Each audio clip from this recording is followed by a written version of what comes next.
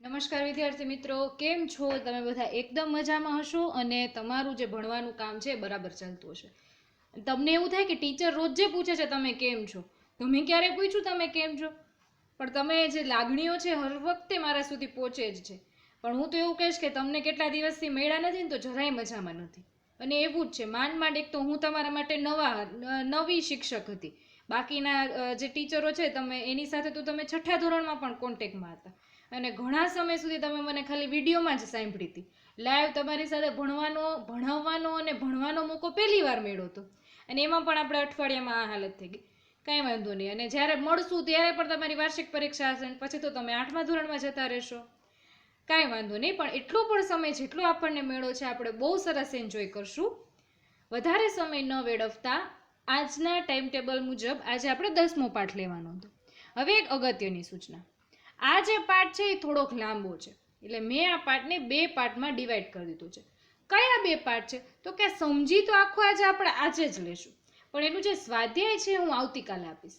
મને ખબર છે કે આવતીકાલે મારો લેક્ચર છે નહીં, મારો વિડીયો તમને આવતીકાલે આવે નહીં, પણ તેમ છતાંય મારો વિડીયો તમને કાલે મળશે અને એ હોમવર્ક પણ કાલે તમારે કરવાનું છે.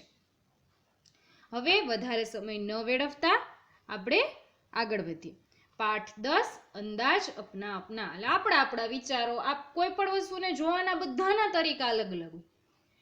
ગ્લાસ ખાલી વાળું ઉદાહરણ તમે સાંભળેલું હશે કે ગ્લાસ અડધો ભરેલો હોય તો કોઈ વ્યક્તિ એમ કહેશે કે ગ્લાસ અડધો ભરેલો છે, કોઈ વ્યક્તિ એમ કહેશે કે ગ્લાસ અડધો ખાલી છે, કોઈ વ્યક્તિ એમ કહેશે કે અડધો પાણીથી ભરેલો છે અને અડધો હવાથી ભરેલો છે.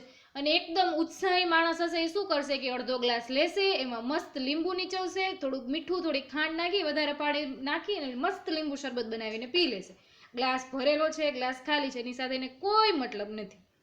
જે હોય એ અંદાજ અપના અપના પાઠ આપણે શરૂ કરીએ છીએ. આજના એક જ વિડીયોની અંદર આપણે આખો પાઠ સમજી લેશું. किसी भी विषय के संबंध में तर्कपूर्ण सोचना या चिंतन करना, मनन करते हुए अपनी बात को प्रकट करना तार्किक चिंतन कहलाता है. तार्किक चिंतन वैज्ञानिक अभिगम पर आधारित व्यक्ति की सोच विचार करने की मानसिक प्रक्रिया है. इस मुक्त चिंतन में व्यक्ति अपने जीवन के अनुभव, मान्यताएं और दृष्टिकोण का उपयोग माहिती का पृथक्करण करने के लिए करता है और माहिती की सत्यता तक पहुंच कर निर्णय लेता है. થોડાક અઘરા શબ્દ છે, બટ ડોન્ટ वरी, બધું સહેલું કરી દેશ. प्रस्तुत इकाई में तार्किक चिंतन के बहुआयामी सोच का विकास विस्तार हो ऐसे वैविध्यपूर्ण कुछ अभ्यास रखे गए हैं. શું કીધું છે કે કોઈ પણ ઘટના બને છે તો વ્યક્તિ પોતાની મેન્ટાલિટી પ્રમાણે એને જુએ છે. તમે ઘરમાં 2 ભાઈ બહેન રહેતા હો, કોઈ વસ્તુ તમને બહુ ગમતી હોય, એ જ વસ્તુ તમારા ભાઈને ન ગમતી હોય કે તમારી બેનને ન ગમતી હોય. શું કામ? એને કારણ કે એનો જે વિચારવાનો દ્રષ્ટિકોણ એટલે શું થશે ખબર છે? બહુ તમારા માટે અઘરો શબ્દ છે, પણ દ્રષ્ટિકોણ એટલે કે કોઈ વસ્તુને આપણે કેવી રીતે જોઈએ છે. જો હવે તમે 7મા ધોરણમાં આવ્યા, આમ જોવા જાય તો હજી તમે ઘણા નાના છો, પણ વિચારોથી હવે તમારે મોટું થવાનું છે. માટે આવા પાઠ તમારા સિલેબસમાં મૂકેલા હોય છે. ખાલી હિન્દી વાંચતા આવડી જાય એના માટે આવી વસ્તુ તમને નથી કરાવતા, પણ આમાં કંઈક મૂલ્યો છુપાયેલા છે, આમાં કંઈક સંસ્કાર છે. એ સંસ્કાર ક્યાંથી મળશે? તો કે આવા પાઠમાંથી મળશે. એટલા જ માટે દેશ કે નામ, સંદેશ, ધરતી કી શાન એવા બધા પાઠ તમારા સિલેબસની અંદર મૂકવામાં આવે છે. હવે જોઈએ કે આ આપણને શું કહે છે. માન્યતા, એ બધા શબ્દો શું છે કે કોઈ પણ વસ્તુ છે, સપોઝ ઘણાના ઘરમાં એવો રિવાજ હોય કે ઘૂંઘટ ટાણીને રહેવાનું, તો એની માન્યતા છે કે ભાઈ અમારા ઘરમાં અમારો રિવાજ છે કે આમ રહેવાનું. બીજો કોઈ બહારથી વ્યક્તિ આવે ને આપણે જોઈ બહુ ભણી અને ટીચરે કંઈક વાત કરી હોય કે નહીં, માન અને રિસ્પેક્ટ તો દિલથી અપાય, કપડાથી ક્યારેય રિસ્પેક્ટ ન અપાય. આવી સરસ વાત આપણને ટીચરે શીખડાવી કે કોઈ પણ લુકમાં હોય વ્યક્તિ, જો તમને મનથી રિસ્પેક્ટ આપે છે એ બહુ છે, બાકી કપડાનો કોઈ મહત્વ નથી. તો તમે ઘરે જઈને શું કહેશો કે મમ્મી આ આપણે બંધ કરી દેવું છું, અમારા ટીચરે કીધું છે કે મનથી રિસ્પેક્ટ આપવાની હોય, આવી કોઈ વસ્તુની આપણે જરૂર નથી. તો એ શું થયો? તમારો દ્રષ્ટિકોણ બદલો. તો હવે આવી જ રીતે આપણે દ્રષ્ટિકોણ, માન્યતા અને અનુભવ એના વિશે આપણે વાત કરવાના છીએ. દિમાગી દોડ. પેલી નાનકડી એવી નાની નાની સ્ટોરીઝ આપણને આપેલી છે. ભાવેશભાઈ વકીલ છે वह अपनी पत्नी लीना और पुत्र व्रज के साथ सूरत में रहते हैं. छोटा परिवार सुख का आधार होता है. જો હું આ વસ્તુને નથી માનતી, બટ શું છે છોટા પરિવાર સુખ કા આધાર હોતા હે, આવું હું નથી માનતી. મારા મત અનુસાર એવું છે કે ભાઈ મોટું પરિવાર હોવું જોઈએ, કે તો જ આપણને જે છે એ બધાની હારે કોમ્પ્રોમાઇઝ કરતા આવડે. 3 વ્યક્તિઓ રહે છે, પત્ની લીનાબેન, ભાવેશભાઈ પોતે અને પુત્ર વ્રજ. તો ભાવેશભાઈ આપણે ડ્રો કરતા જાય એટલે આપણને ખબર પડે. આપણે બનાવીએ છીએ ભાવેશભાઈ. ઓકે, આ એના પત્ની લીનાબેન. લેડી છે એટલે આપણે એને ચાંદલો કરી દઈએ. એનો પુત્ર વ્રજ. 3 જ વ્યક્તિ રહે છે. તો આ બંને વ્યક્તિઓ શું આગ્રહ રાખશે કે વ્રજને જે વસ્તુ જોઈ છે ને એ લઈ દેશે. વ્રજ એમ કહેશે કે મારે આટલું મોંઘું રમકડું જોઈએ છે, હા બેટા તું તારે લઈ લે. ઘરમાં ગમે તેટલી એક્સપેન્સિવ અને મોટી ચોકલેટ આવેલી હશે ને તો વ્રજ એકલો ખાશે. કેમ? કારણ કે એ તો એક જ છે ને. જ્યારે આપણે કેવી ટેવ છે કે ભાઈ આપણે 2 ભાઈ બહેન છીએ, આપણામાં નાનપણથી એવું આપણને શીખડાવવામાં આવે છે કે એક વસ્તુ આવી બધા સાથે શેર કરીને લેવાની. તો ત્યારથી આપણે શેરિંગનો ગુણ શીખા. તો હું છોટા પરિવાર સુખ કા આધાર હોતા હોય એવું વાક્ય નથી માનતી. તો આગળ આપણે એક શબ્દ આપણે જોયો દ્રષ્ટિકોણ. તો મારો દ્રષ્ટિકોણ એના માટે અલગ છે. જોઈએ આગળ. उनका जीवन भी खुशखुशाल था. એનું જીવન એકદમ ખુશખુશાલ હતું. एक बार दीपावली की छुट्टियों में वे तीनों अंबाजी गए. अंबाजी खबर है આપણને, माउंट आबू. 4 दिन बाद वापस आकर देखा तो चौंक गए. चौंक गए એટલે કે આશ્ચર્યમાં આવી ગયા. उन्होंने देखा कि घर के बाहर जो बगीचा है उसके पेड़ पौधे के कई फूल पत्ते झड़ गए हैं. घर के अंदर जाकर देखा तो पूरा कमरा धूल से खराब हो गया था. दीवार पर भी लीना और व्रज की तस्वीरें भी नीचे गिर गई थी और टूट गई थी. नन्हे मुन्ने बच्चों, ऐसा क्यों हुआ होगा? वे समझ नहीं पाए. आप बड़े अक्लमंद हैं, आप ही इन्हें बताएं. આવું શું કામ એને થયું હશે? તમે વિચાર કરો. તમારા વિચાર લખી અને તમારે મને કહેવાના છે. ઘણી વસ્તુ આમાં બની હશે કે એમના ગયા પછી કદાચ નાનકડો એવો ભૂકંપ આવ્યો હશે જેમાં આ વસ્તુ બની ગઈ હશે અને અંદરની વસ્તુઓ પડી ગઈ હશે એટલે એની તસવીરો તૂટી ગઈ હોય. અને એક આપણે સામાન્ય એવો પણ વિચાર કરી શકીએ કે આપણે ઘણા દિવસ માટે બહાર જઈએ તો શું થાય વળી પાછા ઘરે આવી ત્યારે કે પહેલાં તો આપણે ઝાડવાને પાણી ન આપ્યું હોય. આપણને એવી ટેવ હોય કે રોજે ઝાડવાને પાણી આપે અને આપણા ઝાડવા અઠવાડિયું પાણી વગરના રહ્યા હોય એટલે એના ફૂલ પત્તા સુકાઈ ગયા હોય. હવે ધૂળ થઈ જ જાય ઘરમાં, સ્વાભાવિક વસ્તુ છે. પણ આ જે વસ્તુ છે કે એના નીચે પડે અને તસવીરો તૂટી ગઈ હતી. તો એ શું કામ થયું કે નાનકડો એવો ભૂકંપનો આંચકો આવ્યો હોય તો પણ આ વસ્તુ બની શકે.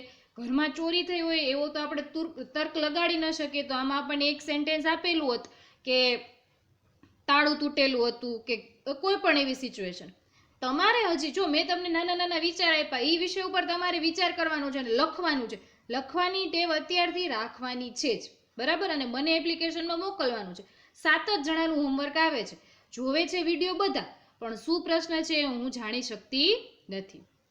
એવું ન થાય છે આપણે માંડ માંડ હમણાં વચમાં ખુલી ગયું હતું ને માંડ રાડો પાડીને આપણે જે ચોપડા પૂરા કરાવ્યા, ફરી પાછું 10 તારીખ પછી એ જ હાલત થાય એવી ઘટના ન બને એનું ધ્યાન રાખજો.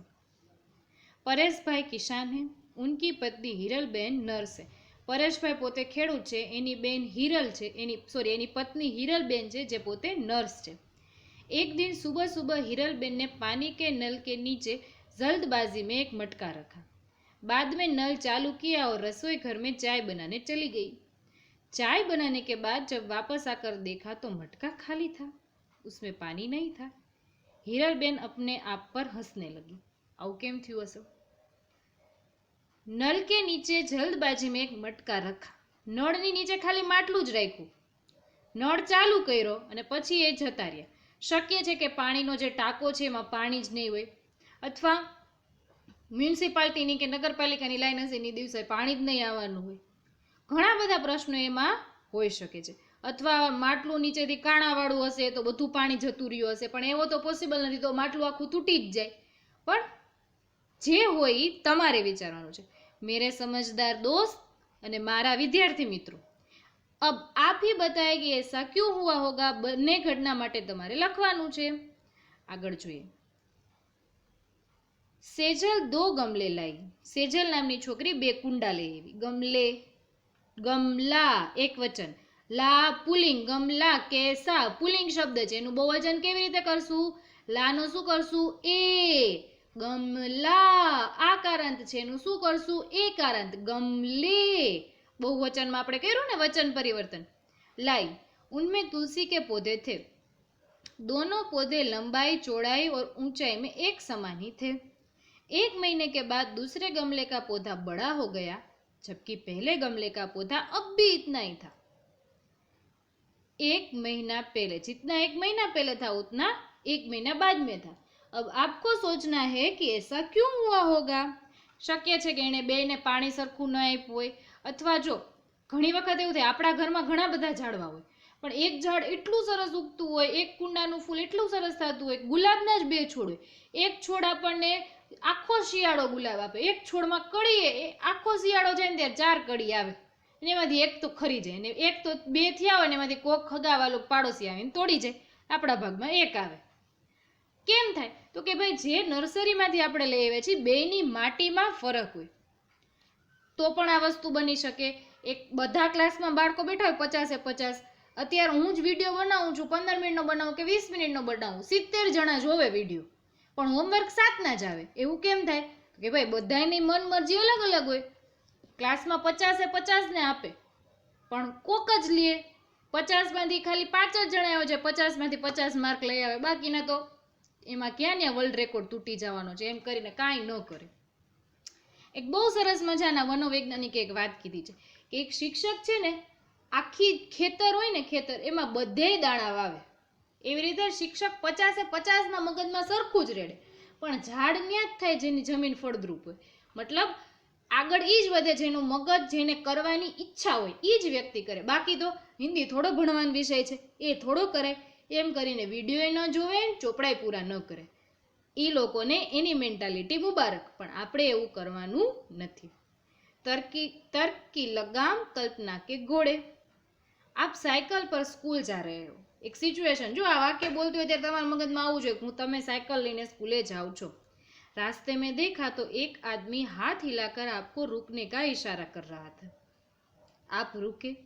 उसने कहा कि बगल वाले गांव में मेरा जाना जरूरी है। आपने उस आदमी को साइकिल पर बिठाया और पास वाले गांव तक पहुंचाया। वहां जाकर आपको पता चला कि वहां एक जादूगर का कार्यक्रम होने वाला है और वह आदमी उसका सहायक है। उस आदमी ने आपको जादू के खेल देखने का अनुरोध किया, पर पाठशाला पहुंचने में देरी हो जाएगी, यह सोचकर आपने मना कर दिया। उस आदमी ने सारी बात जादूगर को बताई। जादूगर ने खुश होकर आपको करामती चश्मे दिए और कहा कि इसे पहनने से तुम सबको देख पाओगे और कुछ भी कर पाओगे, तुम्हें कोई देख नहीं पाएगा। इसका असर 1 हफ्ते तक रहेगा। आप चश्मा लेकर वापस अपने गांव की पाठशाला में आए, वहां से घर गए। दूसरे रोज नहा धोकर आईने के सामने आपने चश्मे पहने। आईने में देखा तो सचमुच आप गायब हो चुके थे।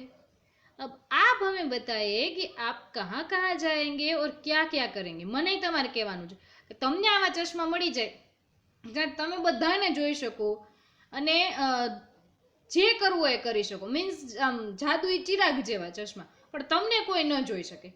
તો સૌથી પહેલા તો તમે લઈને એને સ્કૂલે જાઓ કે તમે ચશ્મા પહેરી લો, તમે બધાની હોળી કરો પણ તમને તો કોઈ જોઈ નથી શકવાનું. અહીંથી ઊભા થઈને ઓલાની હોળી કરવા જાઓ, ઓલાને ઊભા થઈને આની હોળી કરવા જાઓ, ટીચર બોર્ડ ઉપર લખે તમે પાછળ ડસ્ટરથી ભૂસતા જાઓ, કારણ કે ટીચરને તો નથી દેખાવાનું કે શું થાય છે, અને પછી બધાને ડરાવો. પણ તમારા મનમાં જે વિચાર આવે બધા લખવાના છે. હું બહુ એક્સાઇટેડ છું તમારા બધાના વિચાર સાંભળવા માટે. હું આશા રાખું છું કે બધા બાળકો એવી જ રીતે હોમવર્ક કરી અને મને મોકલે. આગળ વધી. पूरे दिन की पढ़ाई और खेलकूद के बाद रात को आपकी आंख लग गई. आंख लग गई એટલે આંખ કે લાગી નથી ગઈ દિવાલમાં, પણ નીંદર આવી ગઈ. नींद में आपने एक सपना देखा. બહુ મસ્ત થાકેલા હોય ને ત્યારે બહુ સરસ સરસ સપના આવે. आप घूमते घूमते बहुत दूर निकल गए. आप नदी पहाड़ों के मजबूत सौंदर्य में लीन हो गए. आपको पता भी न चला और आप चलते चलते जंगल में पहुंच गए. यकायक आपको सामने एक शेर आ गया. अचानक તમારી સામે એક શેર આવી ગયો. शेर को देखकर आपको होश आया. आप घबरा गए. मारे डर के आंख डर के मारे आंख बंद कर दी। आपने ईश्वर को याद किया और कहा, काश मेरे पास पंछी की तरह पंख होते तो। तभी चमत्कार हुआ और आपके हाथ की जगह पंख उग गए। आप उड़कर वापस घर आए। आप बड़े खुश थे। जान भी बची और पंख भी मिल गए। सपना टूटा। आपने नींद से आंखें खोली। आपने पाया कि आपको हकीकत में क्या હતા આપણે स्क्रॉल કર્યું એમાં આપણે ગાયબ થઈ ગયા। हाँ, आपको हकीकत में हाथ की जगह पंख उग गए। હકીકત में हाथ की जगह કેમ આમ થાય છે? સ્ક્રોલ કરી ત્યારે કેમ આડા આવડા થઈ જાય છે? हाथ की जगह पंख उग गए। पंख मिल गए। मेरे परिंदे दोस्त अब बताए कि आप कहाँ जाएंगे और क्या क्या देखेंगे। એવું થાય ઘણી વખત સપનામાં હોમવર્ક અધૂરું હોય ને એટલે આપણને એવું લાગે કે સૂઈ ગયા હોય એને વિચારમાં ને એવું કીધું હોય કે સવારે ઉઠી અને હોમવર્ક કરશું અને અચાનક અડધી રાત્રે નીંદર ઉડે અને આપણને એમ થાય કે હાય હાય હજી મારું હોમવર્ક બાકી છે અને ટીચર ખીજાય છે મને આખા ક્લાસ વચ્ચે મારે છે મને અને ઉઠીને એમ થાય કે હાય આ સપનું હતું અને ક્યારેક એટલું સરસ સપનું આવી જાય ને કે આપણને એમ થાય પછી ખુલે અરે યાર આ સપનું હતું। એવા ઘણા બધા સપના આપણને આવ્યા હોય। इस बार आपकी मजेदार और अनोखी कसौटी होने वाली है। एक बड़ा जहाज आपको निर्जन द्वीप पर मिलेगा, ले जाने वाला है। यहाँ केवल मिट्टी, कंकड़, पत्थर, पहाड़ और समुद्री पानी ही है। मेरे बुद्धिमान दोस्त, यहाँ एक हफ्ते तक सुख चैन से रहने के लिए आप अपने साथ क्या क्या ले जाएंगे, सूची बनाइए। શું વિચાર્યું છે કે એક એવી જગ્યાએ તમને મૂકી દેવામાં આવે જ્યાં ખાલી તમે જ છો। આપણને એવું લાગે ઘરમાં બહુ આપણા નાના ભાઈ બહેન આપણને ચીડવતા હોય કે કાંઈ એવું કરતા હોય ને એટલે આપણને એમ લાગે કે આ બધા એક દી છે ને ક્યાંક વયા જાય ને તો સારી વાત છે, કાં હું ક્યાંક વયો છે, પણ હકીકતે એ જ લોકો ન હોય ને તો આપણને બહુ ડર લાગે ને એમાં આવી જગ્યાએ જો લઈ જાય ને તો આપણને ડર જ લાગે। પણ તમને કદાચ મજા આવતી હોય, તમારો દ્રષ્ટિકોણ અલગ હોય તો એ જે વસ્તુ છે એ તમારે લખવાની છે અને મને કહેવાનું છે। મેં ક્यों मानूं? कुछ विज्ञापन में प्रकाशित खास विधानों को गौर से पढ़िए और इस पर वाद विवाद कीजिए। वाद विवाद એટલે ડિબેટ લાઈવ હોત ક્લાસમાં તો કરાવત જ। ઘણા એવા હોય કે અબ નए પેક में संतूर बॉडी लोशन, अब नए पेक में, પણ નવા પેકમાં હોય કે જૂના પેકમાં અમને શું ફરક પડવાનો છે? પણ મારો દ્રષ્ટિકોણ છે, તમારો દ્રષ્ટિકોણ કદાચ અલગ હોય। શોખ બડી ચીઝ હે, એક પાન મસાલા વાળાની એડનું છે, શોખ બડી ચીઝ હે, પહેલે ઇસ્तेमाल करे फिर विश्वास करे। કોનું ટેગલાઇન છે એ તમારે મને કહેવાની છે। यहाँ पेट्रोल ही नहीं विश्वास भी मिलता है। આ પેટ્રોલ પંપની કોઈ કંપનીની હશે પણ આ પહેલે ઇસ્तेमाल करे फिर विश्वास करे એ કઈ કંપનીની કઈ એડની ટેગલાઇન છે તમે મને કમેન્ટ સેક્શનમાં કહેશો। हम सिर्फ गहने ही नहीं बनाते, रिश्ते भी बनाते। આનું તમારે મને કહેવાનું છે કે કઈ કંપનીની ટેગલાઇન છે। પકાતે હે રસોઈ, પરોસતે હે પ્યાર, એ તો મને નથી ખબર, પણ આમાંથી તમને જે જે કંપનીની મળે એ તમારે બધી મને કમેન્ટ સેક્શનમાં લખી અને કહેવાની છે। હવે અહીં આપણે લેક્ચર પૂરો કરીએ છીએ। આના પછીના લેક્ચરમાં તમને આનું સ્વાધ્યાય કરાવીશ। આશા રાખું છું કે તમને ભણવાની મજા આવી હશે।